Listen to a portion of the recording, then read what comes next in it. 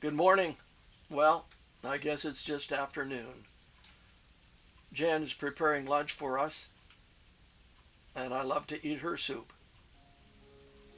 It's this same time of year when I send out an invitation to neighbors, friends, family members who might like to receive a devotional reading on a daily basis in the next year.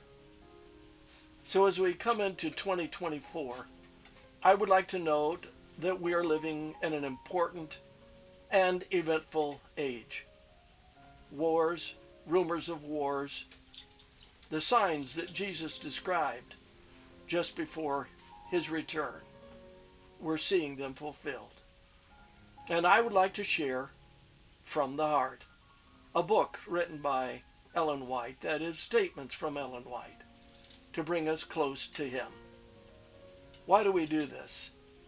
Every year, we put together on a day-by-day basis and then send out via email. Why do we do this? Let me share with you a short story.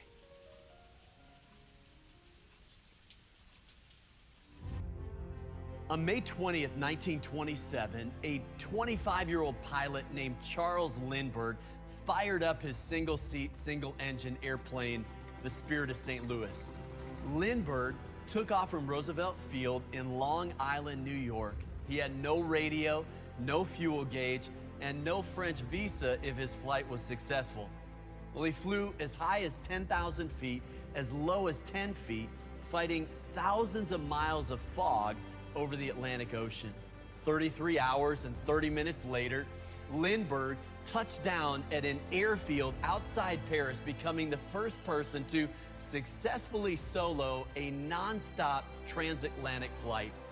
Well, the day after his flight, newspapers around the world ran 250,000 stories totaling 36 million words. So how did Lindbergh do it? How did he succeed where many others had failed? How did he endure the fog and endure the fatigue? Well, here's my theory. During the darkest hours of the night, I bet Charles Lindbergh thought of his grandfather. In 1859, August Lindbergh immigrated to America from Sweden and found work at a sawmill in Sauk Center, Minnesota. 2 years later, he fell into a whirling saw blade that tore through his upper torso. It left such a gaping hole that one eyewitness said that they could see his beating heart. Well, a half-conscious Lindbergh was carried home where he waited 3 days for a doctor. When the doctor finally reached him, he amputated what was left of his arm and sewed up the hole. Now here's the amazing thing to me. August Lindbergh didn't make a sound. I'm not sure how many times Charles Lindbergh heard that story growing up, but compared to what his grandfather went through, crossing the Atlantic wasn't that tough.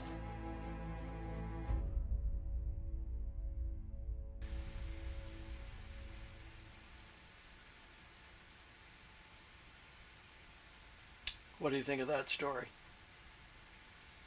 You know, I think of my dad's story. His dad died on the operating table just a few months before my dad was born. My dad was passed from pillar to post, dropped off on a doorstep with suitcase in hand and told, go up there and knock on that door.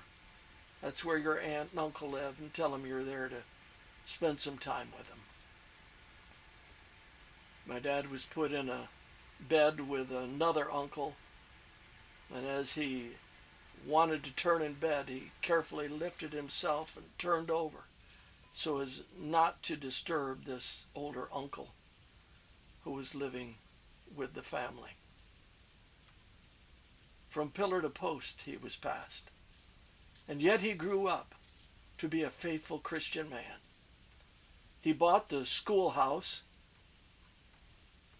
where he had attended school, where he had walked across town early in the morning as a student, built a fire in the stove to heat up the school as part of his way of paying tuition to go to that church-operated school. And later he bought that same building, converted it into a home, and that's the home that I was brought to when I was born. My dad and my mother were faithful Christians. I would look in the library at home and see the books that my mother had underlined, spiritual thoughts, and her Bible. What a precious thing. I would invite you to participate in our daily From the Heart readings. And at the end of each one, there will be a piece of music like this.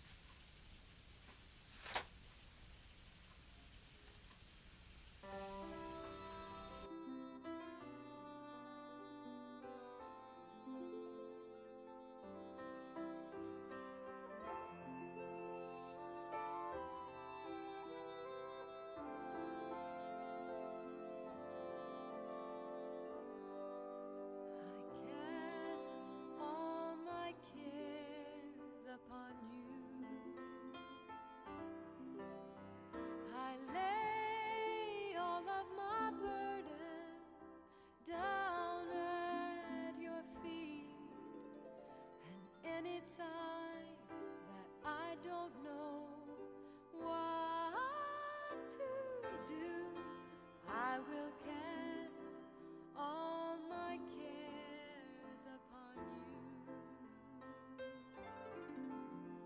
I cast all of my cares upon you.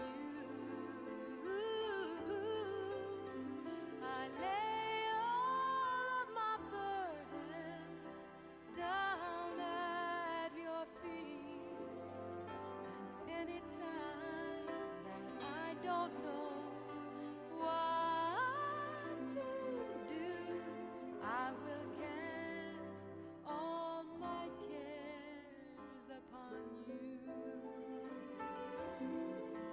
I will cast all my cares upon you.